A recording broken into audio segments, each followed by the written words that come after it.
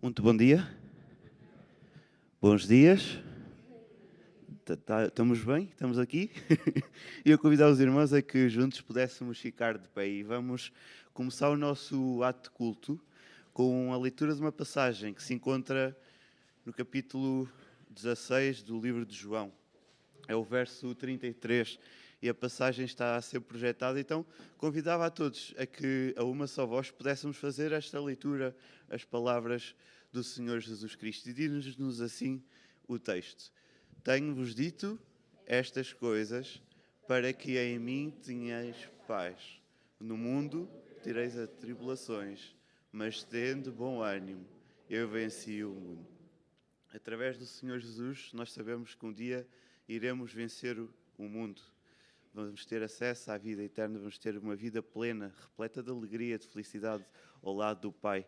Então, o primeiro cântico que nós vamos cantar diz: o véu que separava já não separa mais, a luz que outrora apagada, agora ela brilha e cada dia brilha mais. Jesus Cristo vive e porque Ele vive eu posso crer no amanhã e essa é a razão de nós estarmos aqui. Nós viemos para celebrar o nome do Senhor Jesus Cristo. Então, com espírito alegre, com espírito de celebração ao nosso Deus, vamos começar a louvar e a bendizer o nome do nosso Senhor.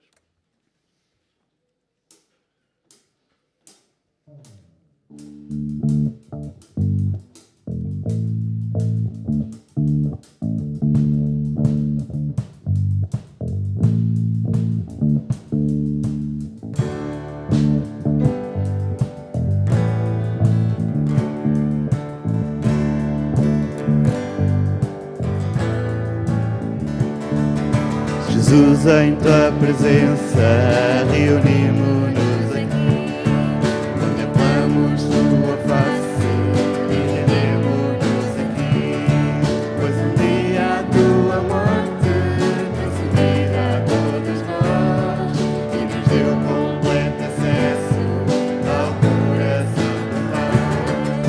Jesus, em tua presença, reunimos-nos aqui, contemplamos tua face e rendemos-nos aqui, pois um dia a tua morte trouxe vida a todos nós e nos deu completo acesso ao coração do Pai. O véu que separava já não separa mais, a luz que outrora apagava, cada dia brilha mais. Só para te adorar e fazer teu nome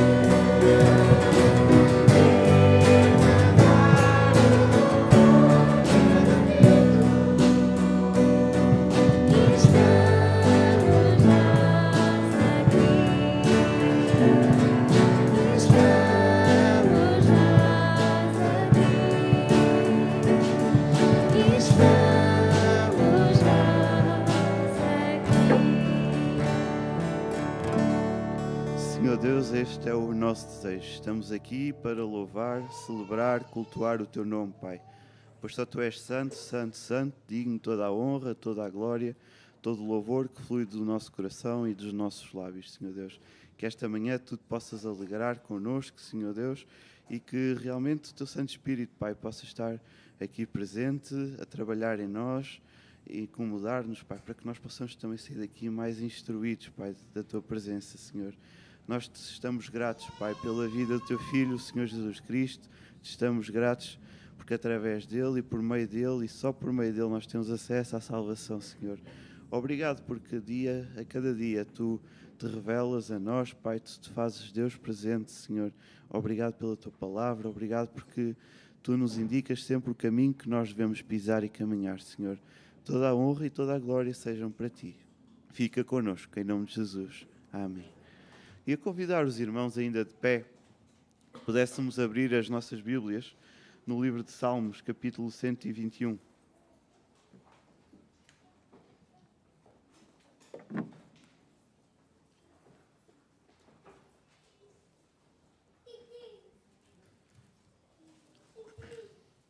Salmo capítulo 121, um salmo grandemente conhecido para a grande maioria de nós.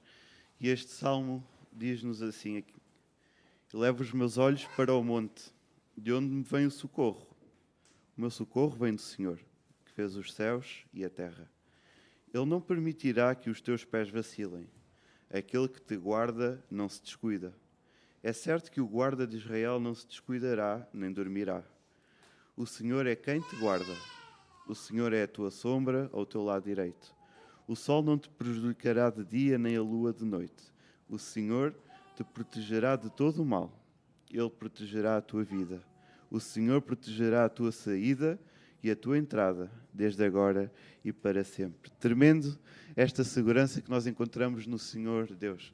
Ele sempre nos guarda. Então nós, na vida, podemos passar por momentos de tribulação, momentos de tentação, momentos mais complicados, mais aflitivos. Mas ao lermos este salmo, é certo que o Senhor Deus sempre está connosco. O Senhor Deus nos guarda. E dizias o versículo 1, levo os meus olhos para o monte, de onde veio o socorro. O Senhor Deus é Deus presente.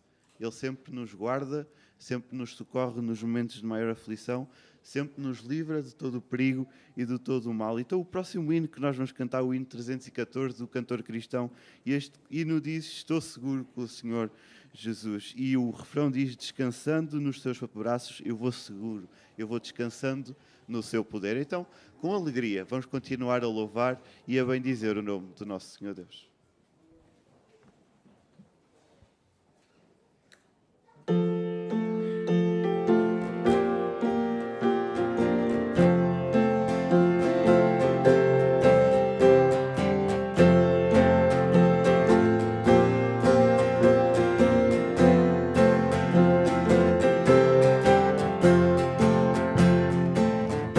Consolação tem meu coração, descansando no poder de Deus. Ele tem prazer em me proteger, descansando no poder de Deus. Descansando nos eternos braços do meu Deus.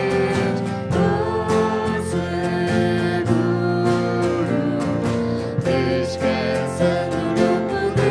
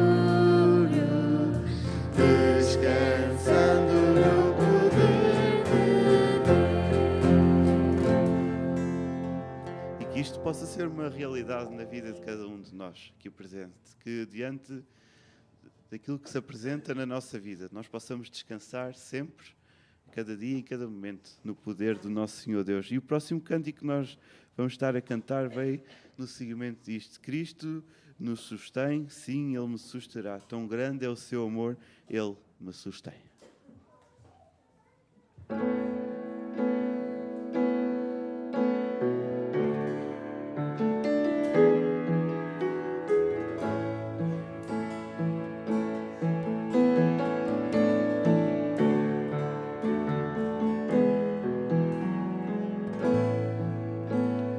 Quando mesmo assalta a fé, Cristo me sustém.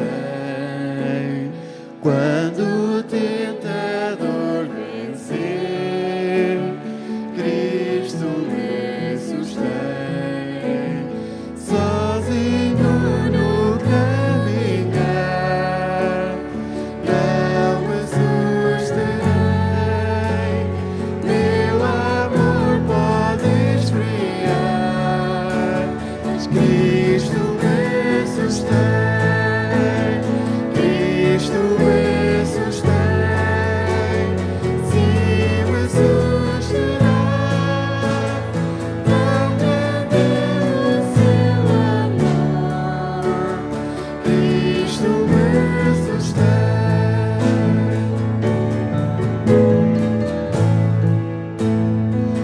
Os eleitos têm prazer, Cristo me sustém. Preciosos para Deus, Cristo me sustém. Nunca me irá perder,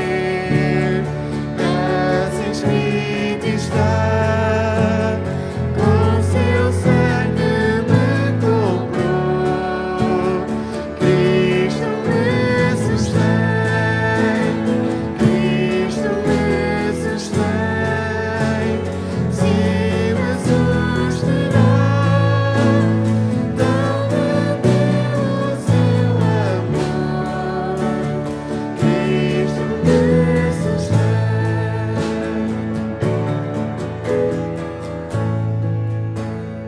Na cruz Cristo tudo deu, Cristo me sustém.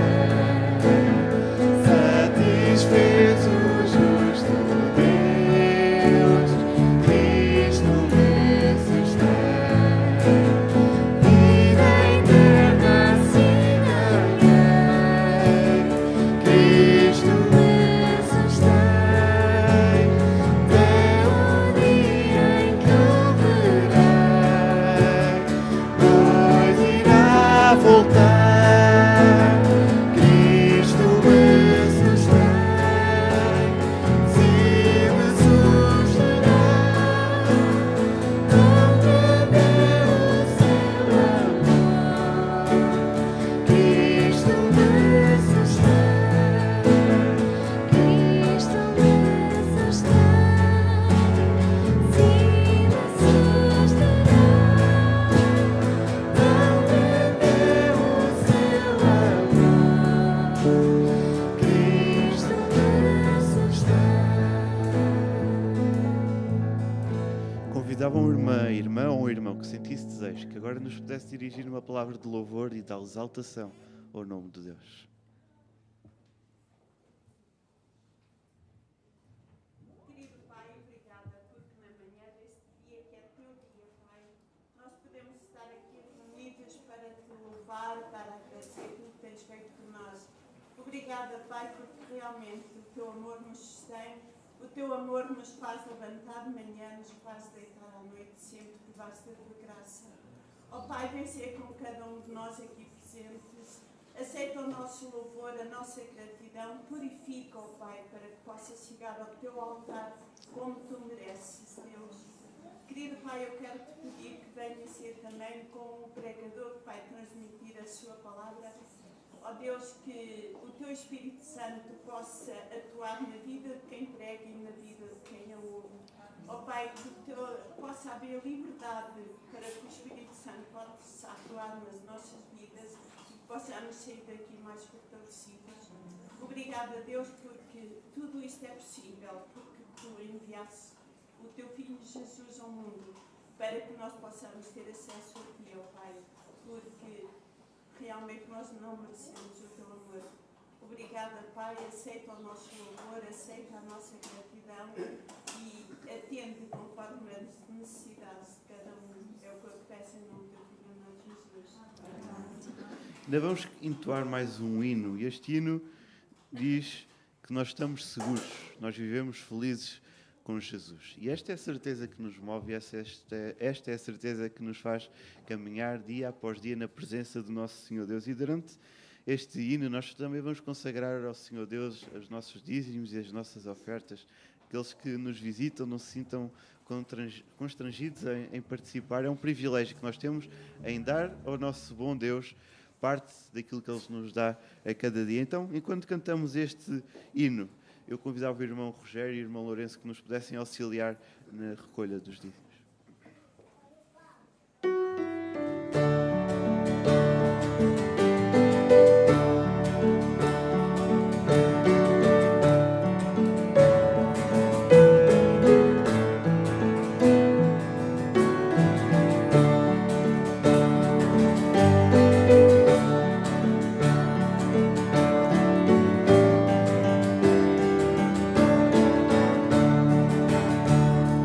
Vivo feliz, pois sou de Jesus e já desfruto do gozo da luz. Só por Jesus, Herdeiro de Deus, Ele me leva à glória do céu. Canta minha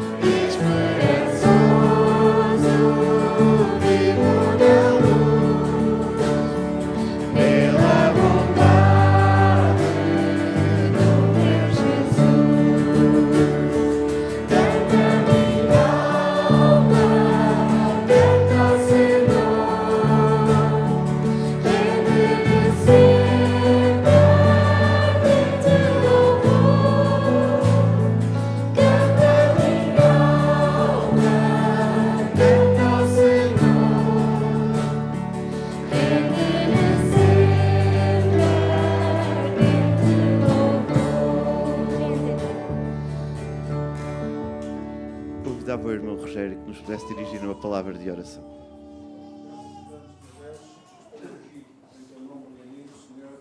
Obrigado por este privilégio que nos concede, Senhor. Queremos agradecer, Senhor, essas portas que permanecem abertas, Senhor, pelo teu mérito, Senhor, pelo teu amor. Obrigado, Deus, pela vida que cada um nos presente, Senhor. E queremos pedir, Senhor, que de facto continuemos a aceitar o nosso louvor,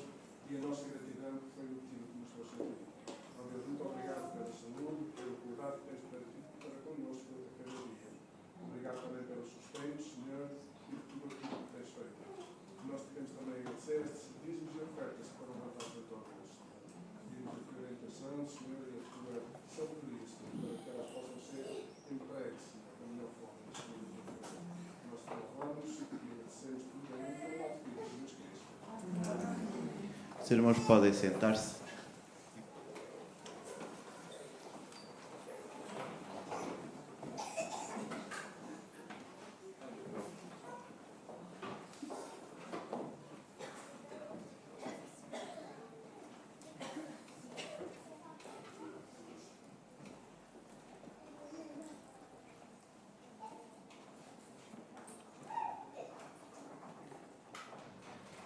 Uma vez mais, bom dia. As nossas vitórias, as vitórias que nós temos, estão sempre centradas na pessoa do Senhor Jesus. Olhamos para o seu exemplo, olhamos para a sua autoridade e, pela fé, nós nele somos mais do que vencedores. Eu quero convidar a que possamos abrir agora as nossas Bíblias, Evangelho de Mateus, capítulo 4. E nós vamos ler 11 versículos conhecidos. E estes 11 versículos, este texto no qual nós vamos meditar hoje, nesta manhã, faz-nos perceber que somos vitoriosos sobre qualquer tentação. Mateus capítulo 4.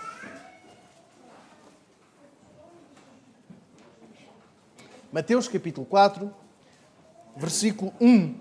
Percebemos que somos vitoriosos sobre qualquer tentação, porque Jesus é o vencedor, porque nos dá a lição para vencer, e olhemos para o versículo 1 até ao versículo 4. Vencedores sobre toda a tentação, também na dúvida ou na fragilidade.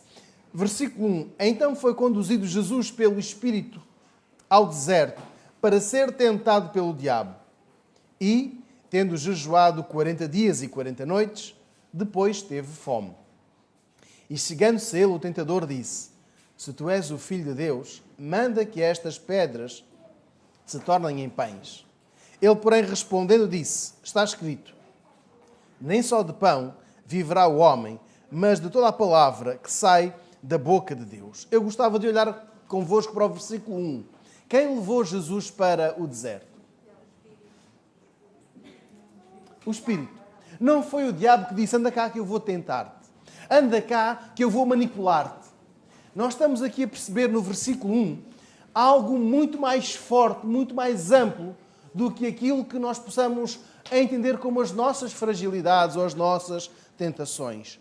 O Senhor Jesus foi conduzido pelo próprio Espírito ao local da batalha, ao local do confronto. E olhando nós para o texto, diz que não foi obra do acaso, ou seja, não foi porque Jesus tropeçou numa pedra ou porque não apanhou o autocarro à hora certa, então ele teve de ir para aquele lugar, mas não. Sabemos que aquele momento foi guiado pelo Espírito Santo para que Jesus tivesse a oportunidade de superar todo tipo de tentação, sobretudo quando se encontrava, em que situação se encontrava? Versículo 2. O que é que Jesus tinha passado?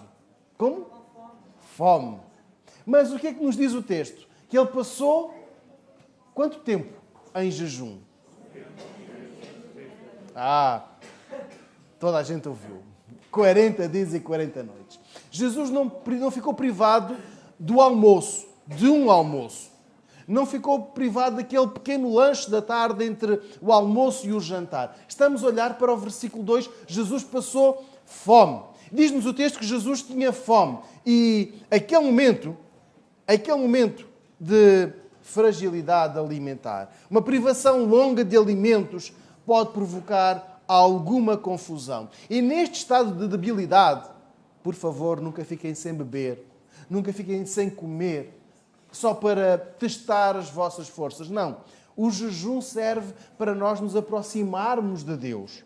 Serve para nós estarmos em comunhão íntima com o nosso Pai. Não para ver até onde é que nós aguentamos. 2, 3 dias, somos mais fortes do que outros. Reparem, o objetivo não é testar as forças físicas de Jesus. E até porque nós encontramos que a vulnerabilidade está aqui. Ele está exposto à fraqueza física, ainda que espiritualmente ele esteja numa comunhão, numa proximidade mais forte com o Pai. Ele está mais forte porque passou tempo em comunhão com Deus, mas o corpo está fragilizado. E agora olhemos para o texto e vejamos no versículo 3. Depois de ler a última frase do versículo 2, e depois teve fome, versículo 3. Chegando-se ele, o tentador disse: se tu és o Filho de Deus, manda que estas pedras se tornem em pães. O inimigo viu a fragilidade. O inimigo viu a fragilidade de Jesus naquele momento e lança-lhe ali uma escada sem degraus. Lança-lhe ali um desafio ou uma oportunidade de ele falhar. O desafio para errar por completo e fê-lo duvidar de quem ele era. Versículo 3. Se tu és o Filho de Deus. Reparem que neste momento Jesus, 40 dias, 40 noites, está em comunhão com o Pai. Jesus está espiritualmente forte. Jesus tem uma fraqueza, a fraqueza física. E fica, nós dizemos, descompensado. Se nós estamos bem fisicamente, mas mal espiritualmente, a fragilidade faz-nos tombar. Se estamos bem espiritualmente, mas mal fisicamente, esta fragilidade também nos pode fazer cair. E é isto que o inimigo quer. Se tu és o Filho de Deus. Se nós olharmos para o versículo 3, imaginemos uma voz a dizer a Jesus: tens fome? Então manda que estas pedras se transformem em peixe. Saciar-te-ão, mitigarão a tua fome. Mas não, pois não. Não é assim. Versículo 3. Se tu és o Filho de Deus, o objetivo era que Jesus duvidasse de quem era, sobre quem ele é, sobre a sua filiação, sobre a sua relação com o Pai. E estas palavras do versículo 3 revelam que nos faz descobrir o perigo. Se tu és o Filho de Deus. Não estava em causa o poder de Jesus transformar aquelas pedras em pães.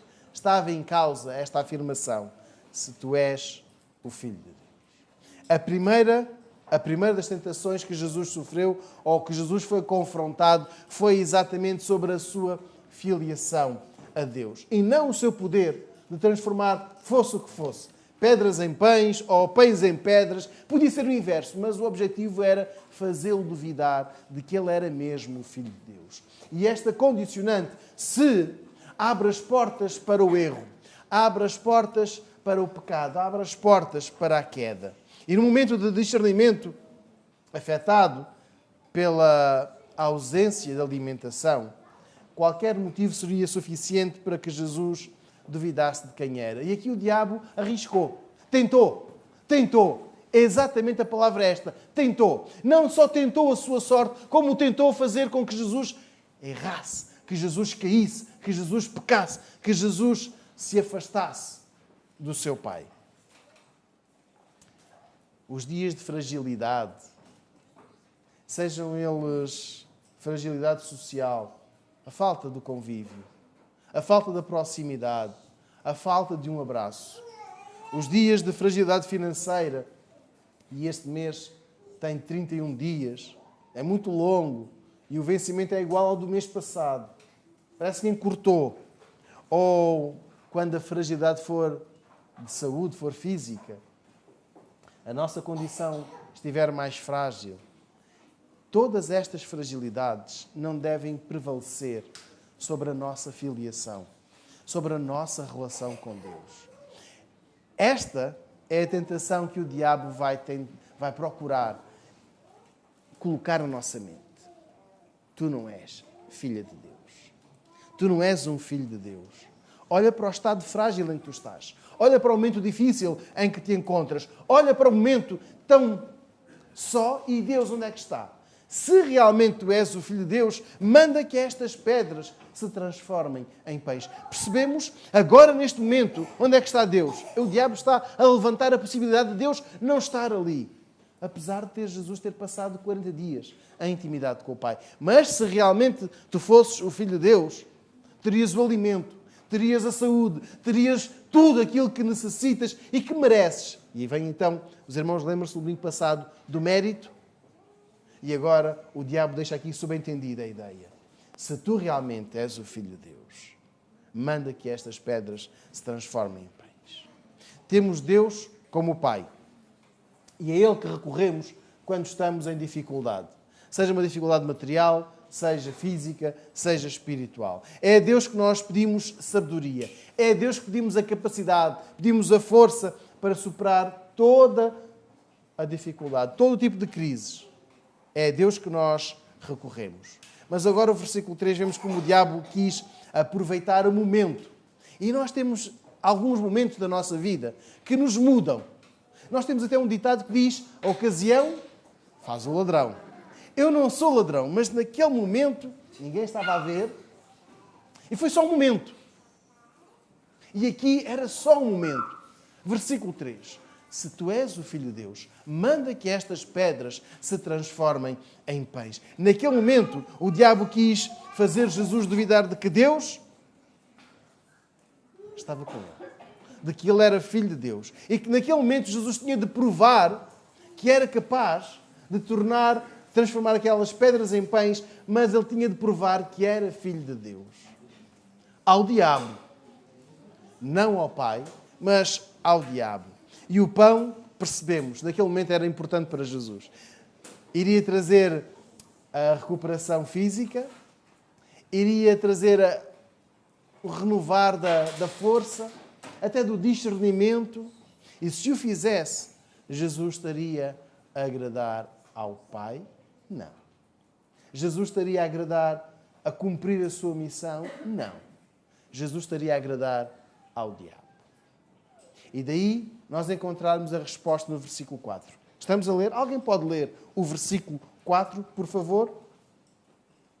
Mas Jesus respondeu: não, porque as Escrituras dizem: nem só de pão viverá o homem, mas de toda a palavra que sai da boca de Deus. Obrigado. As Escrituras dizem em Deuteronômio capítulo 8, versículo 3.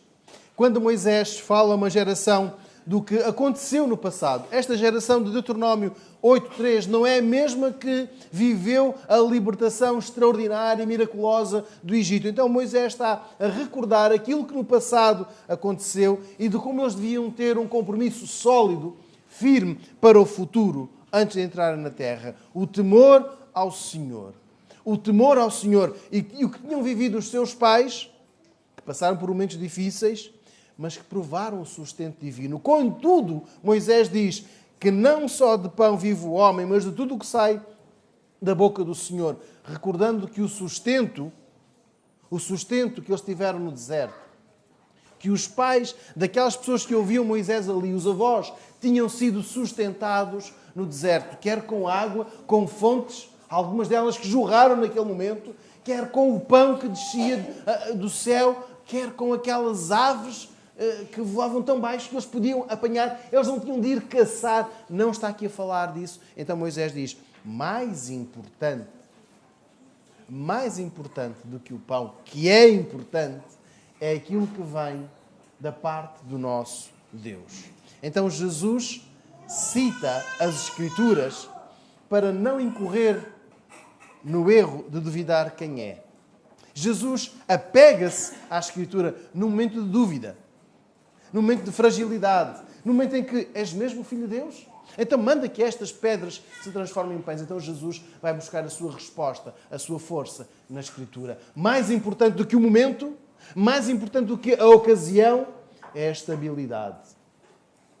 E a leitura da Bíblia não é para passar o tempo, não é para adormecer. Quando queremos adormecer, não vamos ler a Bíblia. Não, a Bíblia é para ler, para aprender.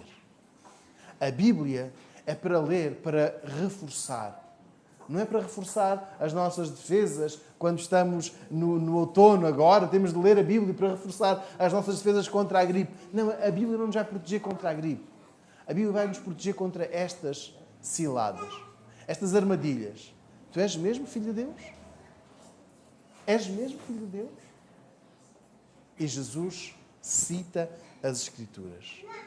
Os irmãos têm-me ouvido falar neste ano do reforço da leitura da Bíblia, da leitura diária das Escrituras. Todos os dias nós tirarmos um tempo para ler. E eu quero reforçar este desafio. Irmãos, leiamos a Bíblia. todos os dias tiremos um tempo. Pode ser ao início, pode ser ao final do dia, pode ser à hora do almoço, mas precisamos tirar um tempo para ler a Bíblia. Porque quando nós lemos a Bíblia, nós temos a capacidade de resposta, a capacidade de defesa, a capacidade de dizer ao inimigo: não prevaleces sobre mim. A Escritura diz: nem só de pão viverá o homem, mas de toda a palavra que sai da boca de Deus. Quando nós estivermos fragilizados, quando formos seduzidos a duvidar de Deus, irmãos, recorramos à Escritura. Conheça a Bíblia. Alguns de nós leem a Bíblia várias vezes. O irmão Pires diz-me isto várias vezes, que leu mais uma vez e mais outra. Tenho um amigo que volta e meia partilha: já acabei mais uma parte. Já vou começar agora a segunda parte. E num ano ele lê a Bíblia mais do que uma vez e faz questão de partilhar: eu já consegui chegar até Malaquias. Vou começar amanhã Mateus. E já cheguei a Apocalipse e vou ler mais uma vez. Mas mais do que dizer que li tantas vezes, é importante conhecer a Bíblia para que nos tornemos mais do que vencedores sobre todas as tentações. E as tentações não são apenas estas, de vermos pedras, termos fome e dizermos: Deus, tu és mesmo o meu Pai?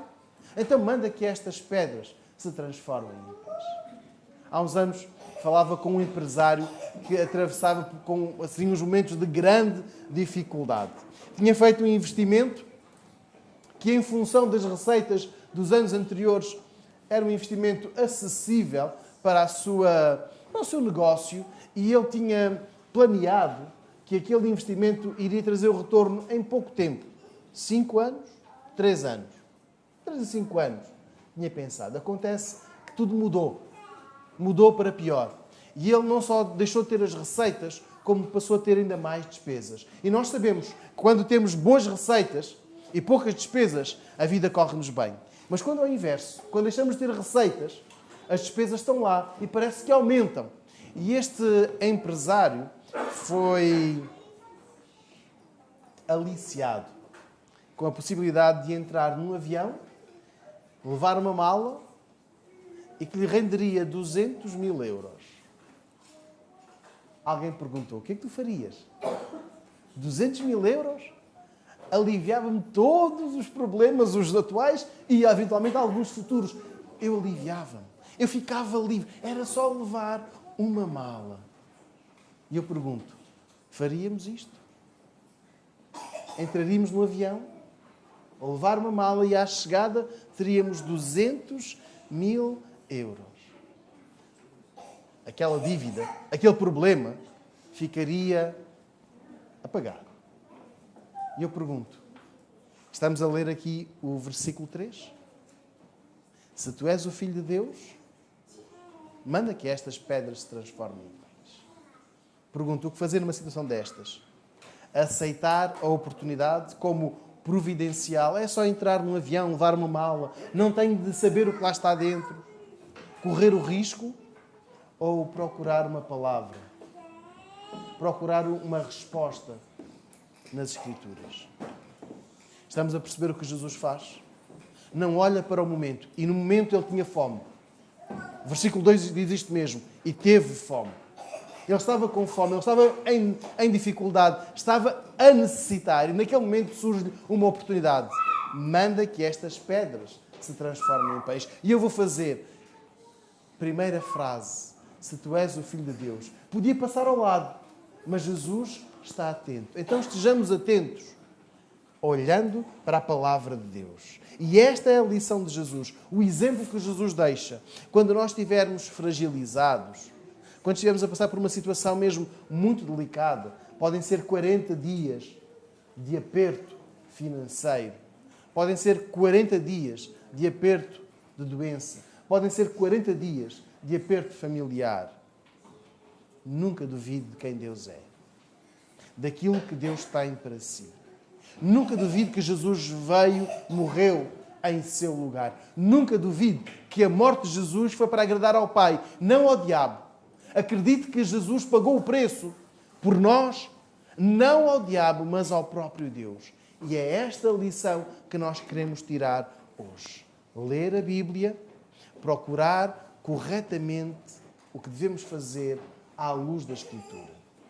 Vejamos o que Jesus responde àquela mentira, àquela sedução.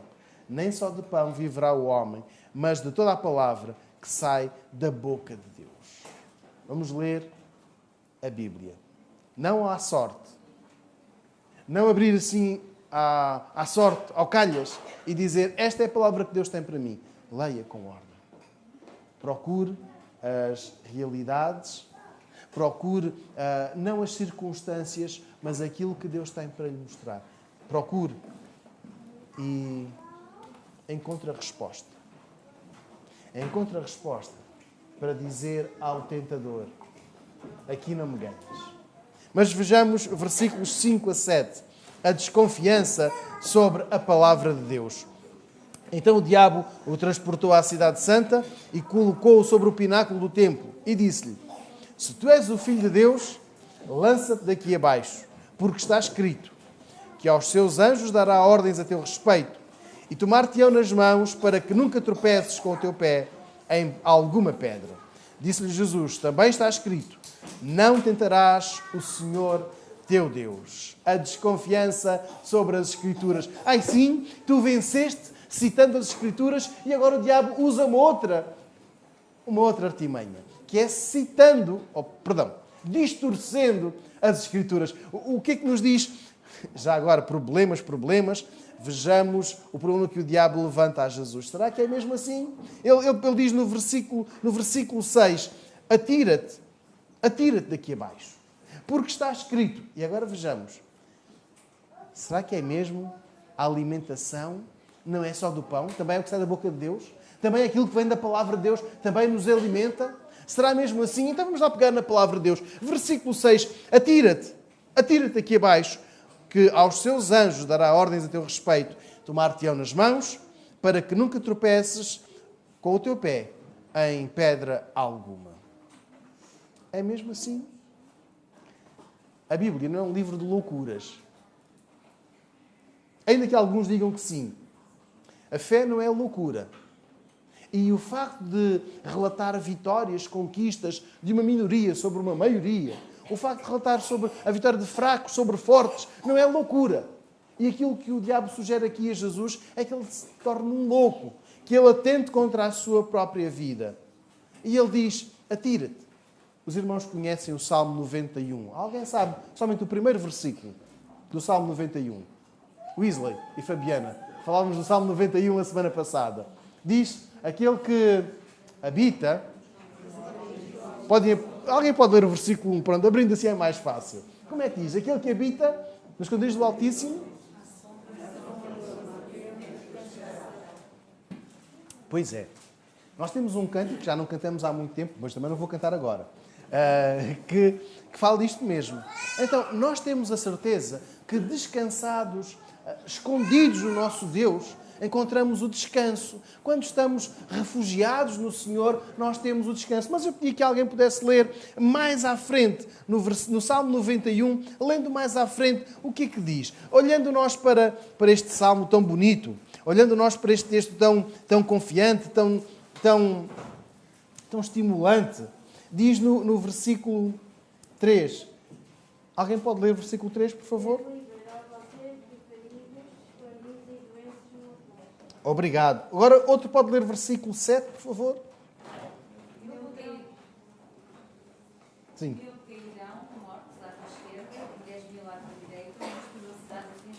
Obrigado. Agora, outra pessoa pode ler o versículo 10, por favor? Nenhum mal te sucederá, praga nenhuma chegará à tua tenda. Obrigado. E, por fim, versículo 12.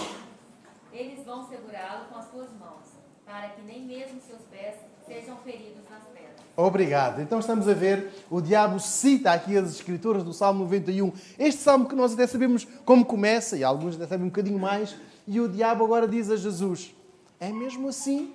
Neste Salmo 91, um texto de confiança, dizia eu, um texto de confiança no poder de Deus, na proteção. E estes versículos que lemos foram propositados, porque nos fazem perceber que no meio daquela confusão, Deus protege os seus. E o salmista a dizer, eu vivi isto. E cantando, orando, ele diz, Senhor, quem se refugia em Ti não fica desamparado. E pode acontecer uma tragédia como aquelas tendas caírem e outras as setas, mas tu protegerás o teu.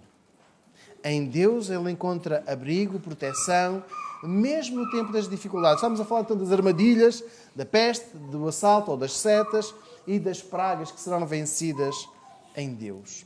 Ora, se a Bíblia diz isto tudo no Salmo 91, então não faz qualquer problema o versículo 6, atira-te daqui abaixo.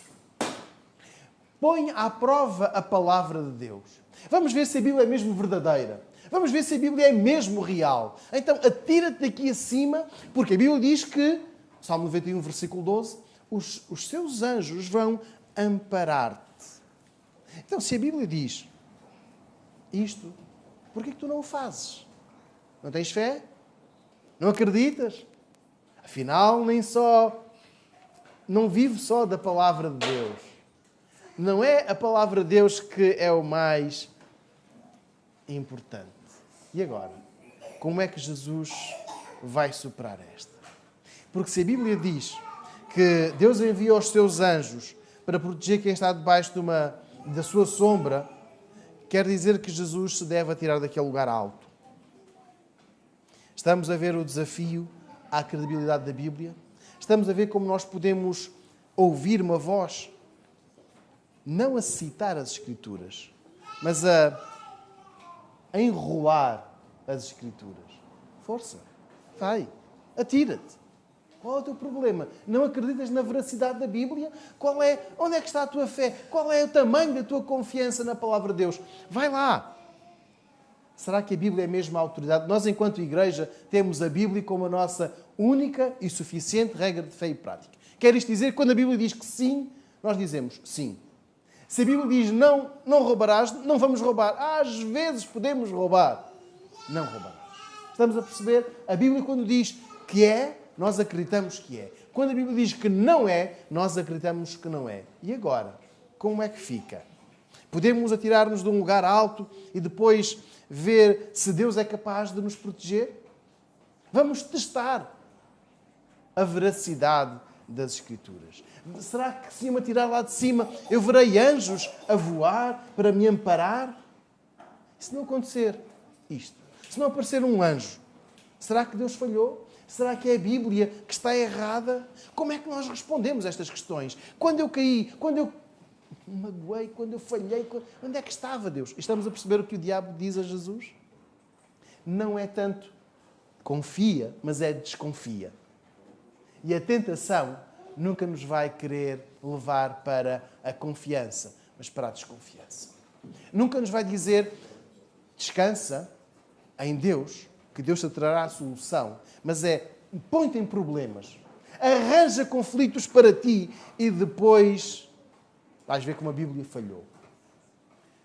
Eu costumo contar um relato que nos anos 90 marcou assim um pouco o testemunho sobre um homem que no jardim zoológico de um país do Sudoeste Asiático se atirou para a vala dos leões e salvo em cima da hora pelos tratadores, disse, mas era só para testar se a Bíblia tinha ou não tinha razão.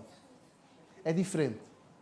É diferente daquilo que estamos a ler aqui no versículo 6. Aliás, no Salmo 91. É diferente quando nós temos depois o Senhor Jesus a dizer que aqueles que o seguem, que seguem a Jesus, poderão até ser sujeitos a outro tipo de situações mais infelizes, como, por exemplo, beberem veneno e não morrerem, serem picados por cobras e não morrerem. Então nós agora irmos provar veneno, propositadamente, para vermos se a Bíblia é mesmo verdadeira. Eu quero que leiamos o versículo 7. O que é que o Senhor Jesus responde? Também está escrito, não tentarás o Senhor teu Deus. Como responder a estas questões? Será que nós temos de nos atirar? Então Jesus responde, ninguém deve tentar Deus. Se voltarmos ao texto do Salmo 91, este texto fala de momentos em que as situações complicadas surgem e não quando a pessoa se envolve propositadamente nelas para saber, para provocar se Deus é mesmo capaz de o salvar. é muito diferente. Nós temos o caso de 3 judeus tementes a Deus. Ananias, Misael e Azarias. E nós conhecemos melhor por Sadraque, Mesaque e Abdenego. Eles foram lançados para uma fornalha ardente. Consequência da sua integridade espiritual.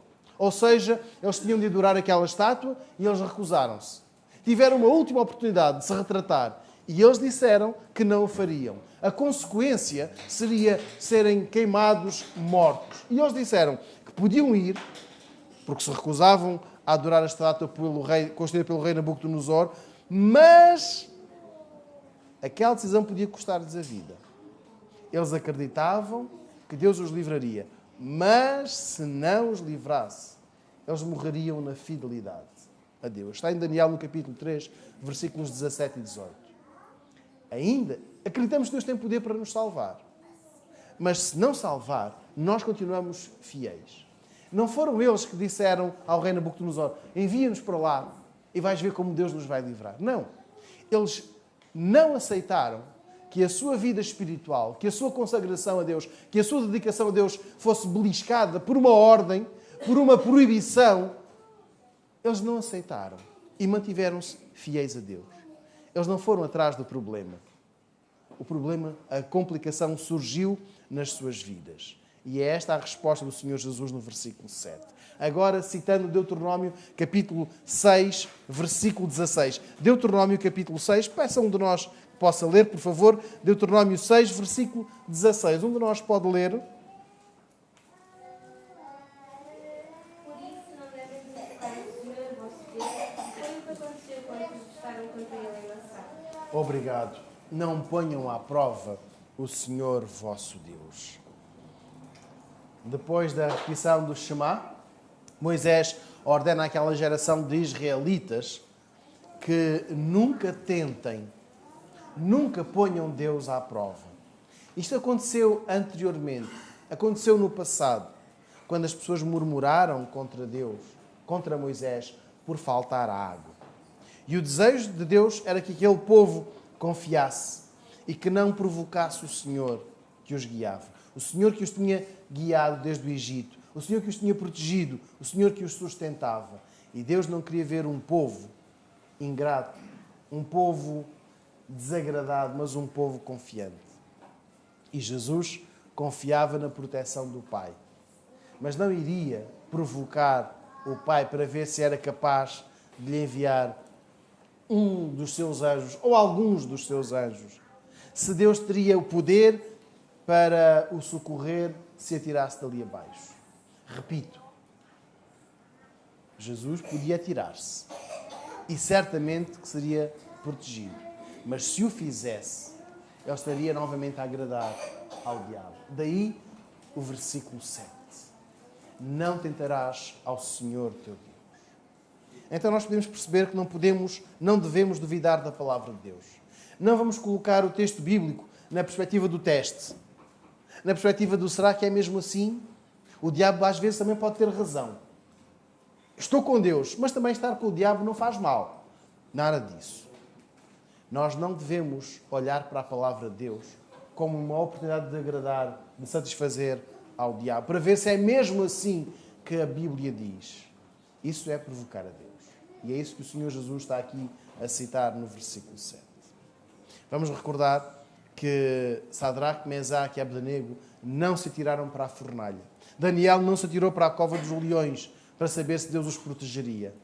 Então nós também não nos devemos atirar para situações arriscadas, complexas, que ponham em causa a nossa integridade física, a nossa integridade espiritual, para depois dizer: Deus, agora estás obrigado a salvar-me.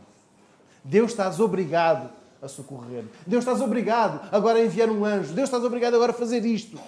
E o versículo 7, Jesus ensina-nos: nós somos mais do que vencedores, mesmo quando alguém tenta distorcer a palavra de Deus.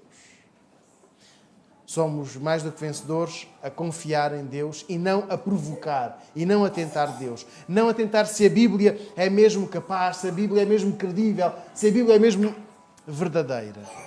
Nunca o faço. Nunca o faço. Porque os resultados serão arrasadores. Por fim, últimos 3 versículos.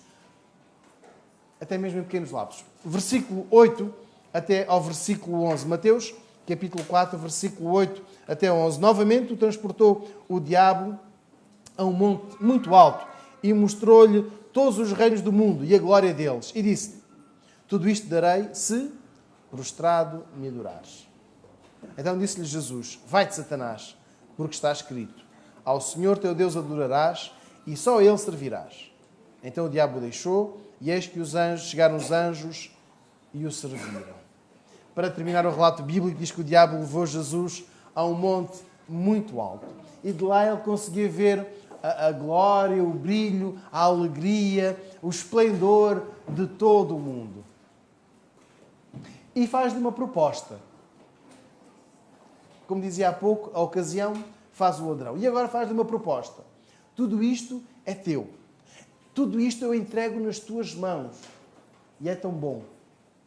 É tão bom. Mas voltemos a ler o texto bíblico. O que é que ele diz na realidade? Tudo isto darei. A condição qual é? Se prostrado me adorares. Os irmãos gostam de receber presentes. Eu também gosto. E o presente nunca tem uma condição. Não só no Natal, no aniversário. Mas às vezes sabe bem receber um presente. Um repousado. Às vezes sabe bem receber um repousado e depois dizer obrigado. E não é toma um repousado, mas tens de fazer isto. E o que o diabo faz aqui no versículo 9 é uma ilusão. É uma ilusão. Olhemos com atenção para o versículo 9. O versículo 8 digo: mostrou-lhe todos os reinos do mundo e a glória deles. E a glória é efêmera.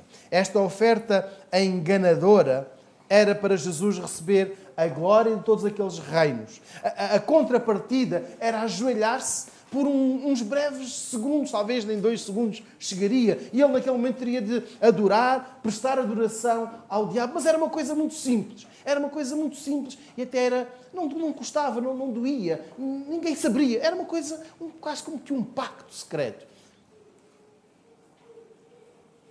Não há segredos.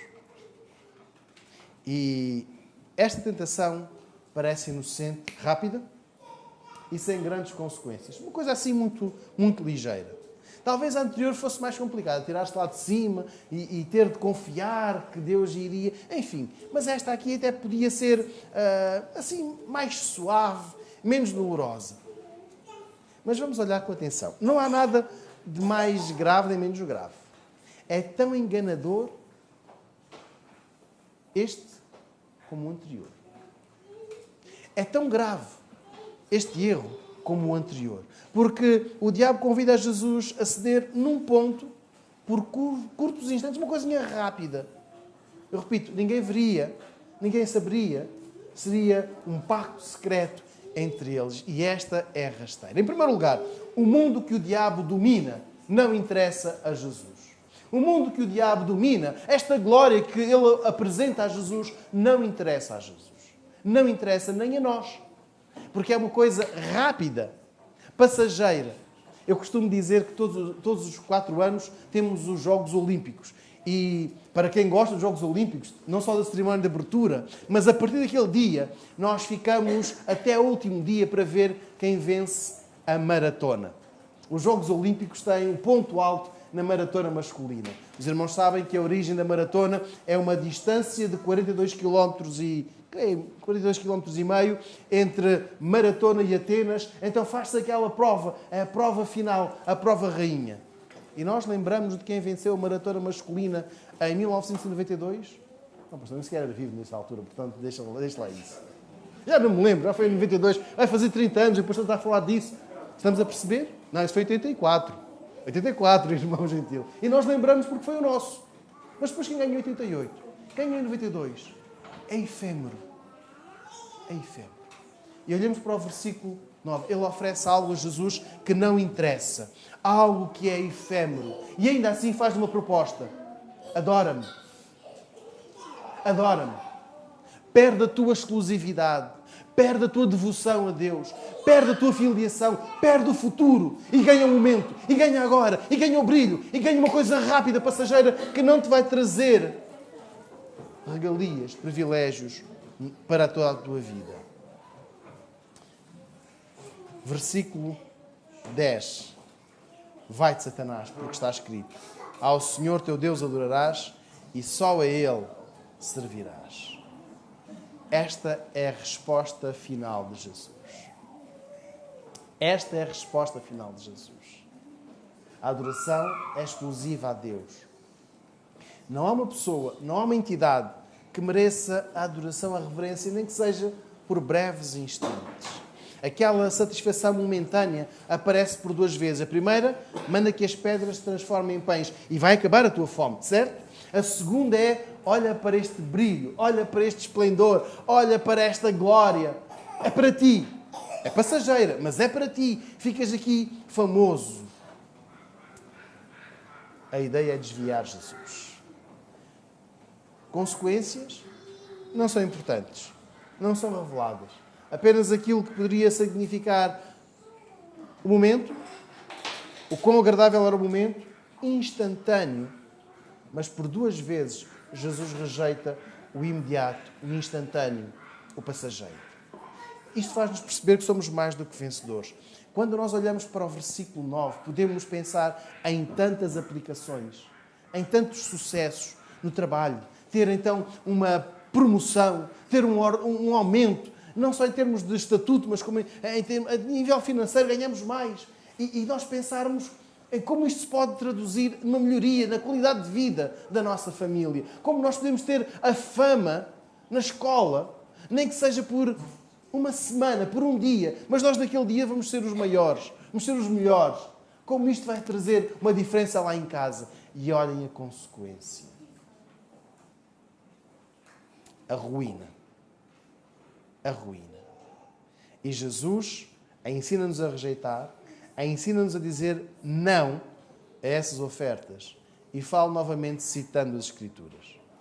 Foi assim que Moisés instruiu o povo. E foi assim que Josué, que liderou Israel, que se comprometeu com o povo. Um de nós pode ler, por favor, Josué, capítulo 24, versículo 24. Josué, capítulo 24, versículo 24.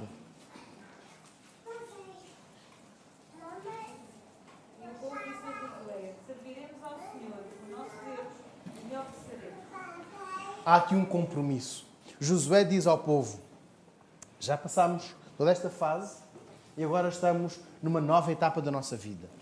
Eu quero desafiar-vos a um compromisso com Deus. Eu e a minha casa serviremos ao Senhor. Vocês vão fazer o que vos parecer melhor. E leamos então o versículo 24. Vamos servir a Deus, o nosso Senhor, e vamos obedecer-lhe, diz o povo. A exclusividade na adoração não se reporta apenas ao tempo de culto. Não se reporta apenas a Israel, que tinha vivido num contexto politeísta no Egito. Não se reporta apenas àquele povo que estava a aprender a viver agora apenas com a adoração a um só Deus, mas tem a ver connosco, com o nosso Mestre, o nosso Senhor, o nosso Salvador, que diz: é além do domingo.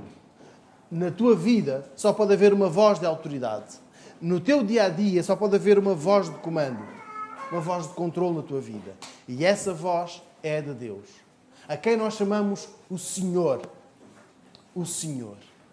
Nós deixamos cair a expressão o Senhor numa compreensão do tempo da escravatura.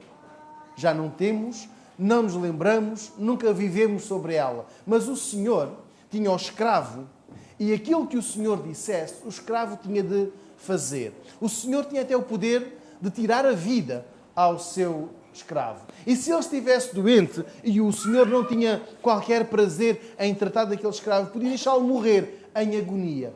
Ele tinha o poder sobre a vida da outra pessoa, do escravo. E nós perdemos esta compreensão. Quando nós chamamos de Senhor a Deus, estamos a dizer: Ele é a autoridade maior da minha vida. E é Ele a quem eu sirvo. É nele que eu coloco a minha confiança. É Ele a quem eu amo. E olhando aqui para a proposta do diabo, no versículo 9: se prostrado me adorares, eu só adoro a Deus. E é o que o Senhor Jesus diz no versículo 11: vai-te, Satanás, porque está escrito: ao Senhor teu Deus adorarás e só a Ele servirás. E ao rejeitar esta oferta do diabo, Jesus está a dizer que só se pode adorar a Deus. Só de Deus se pode esperar qualquer recompensa. A melhor recompensa. E servir ao diabo é deixar para trás tudo o que se conhece de Deus. É deixar para trás a leitura diária da Bíblia. Servir ao diabo é deixar cair a leitura diária da Bíblia. Servir ao diabo é deixar de confiar que Deus está ao nosso lado, que Deus nos protege, que Deus veio, morreu em nosso lugar, limpou os nossos pecados, ressuscitou e virá para nos buscar segunda vez. Servir ao diabo é deixar cair tudo isto.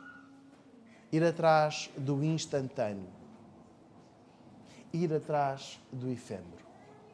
Nós tivemos, até há pouco tempo, um homem que se destacou no nosso país e provavelmente competirá com o Presidente da República em termos de popularidade.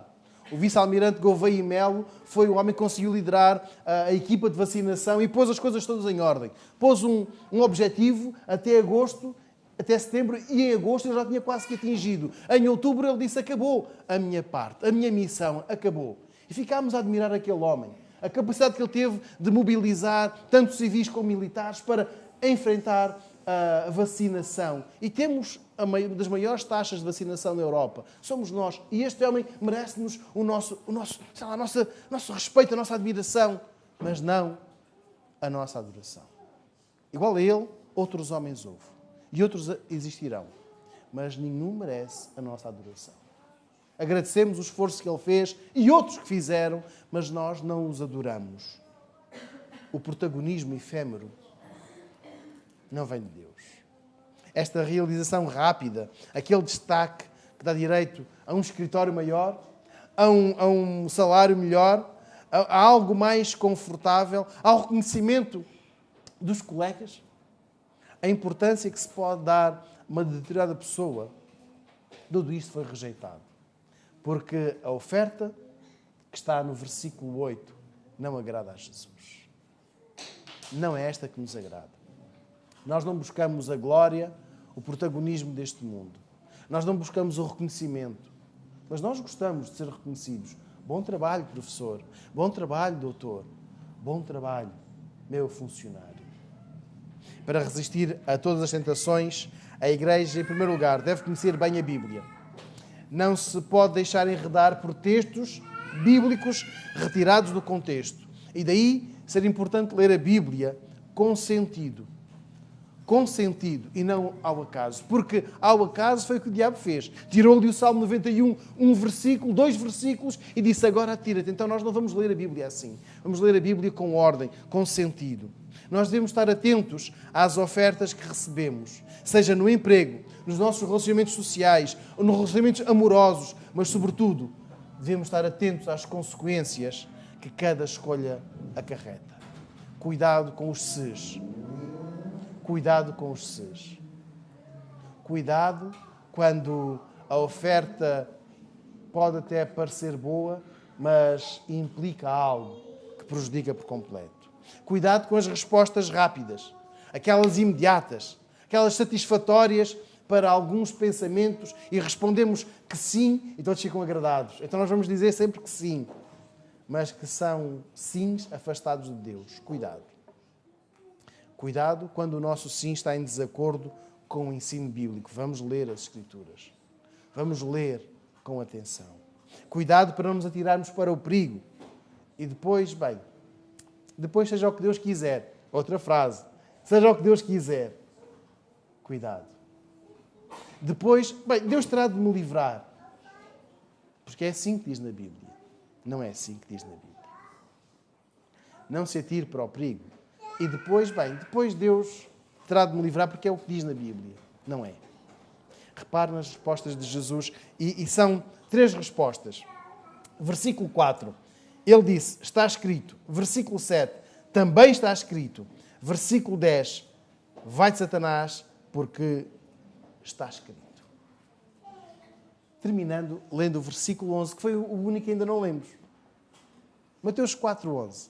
O que é que diz o texto? Então o diabo o deixou, e eis que chegaram os anjos e o serviram. Esta é a vitória. Reparem, irmãos, como o diabo Em primeiro lugar, se tu és o Filho de Deus, manda que estas pedras se transformem em pães. Não tenhas dúvidas de que és o Filho de Deus, certo? Então atira-te daqui para baixo. Porque a Bíblia diz isto. Os anjos vão amparar-te. Não vais tropeçar numa pedra sequer. Aquelas que não transformaste em pão. Estas não te vão deixar cair. E depois, uma coisa simples. Irmãos, nós não temos segredos. Não temos pactos secretos. Em que temos problemas que os outros saibam. Eu quero ler o versículo 11, porque é aqui que vem a vitória. Diz que o inimigo, o diabo, o deixou, e eis que os anjos chegaram e que o serviram. Os vencedores estão servidos por anjos. Não necessariamente com asas. Não necessariamente brilhantes, como a luz brilhante. Mas o mestre da vitória deixa o ensino. O mestre da vitória deixa o caminho para essa mesma vitória. Leia, conheça e submeta-se à vontade de Deus. Resista àquelas pequenas seduções, àquelas ofertas tão ligeiras que escondem, porque é segredo, as consequências. Mas veja o versículo 11. Eu quero agora convidar a que possamos curvar as nossas cabeças. Eu quero que, à luz do versículo 11, nós possamos ter o descanso. Ou seja, os anjos estão a servir-nos. Deus não só nos providencia, nos proporciona a vitória, como Ele satisfaz aquilo que nós necessitamos, as nossas necessidades. Então vamos orar. Senhor, graças te damos porque em todas as situações nós temos a vitória em Ti. Obrigado porque quando nos encontramos contigo, somos transformados para a vitória. Obrigado, Jesus, porque nos ensinas a confiar, a conhecer a Escritura, porque nos ensinas que nos devemos apegar a ela e que nos devemos submeter à sua autoridade. Pedimos-te que o Teu Espírito Santo nos conduza à vitória todos os dias. E esta situação difícil pela qual estamos a passar, e Tu conheces bem, Tu sabes qual é, pedimos-te que nos dês a vitória sobre essa tentação, sobre essa fragilidade. Não permitas que a dúvida se instale em nós de maneira a que erremos e que pequemos. Mas pedimos-te que o versículo 11 seja uma realidade em nós. Que sintamos o Teu serviço, o Teu sustento. Que sintamos a Tua proteção. É o que te pedimos em Teu nome, Jesus. Amém. Individualmente, enquanto escutarmos o prelúdio, vamos ficar em oração silenciosa. Vamos pedir ao Senhor que estas tentações sejam vencidas pelo Seu poder.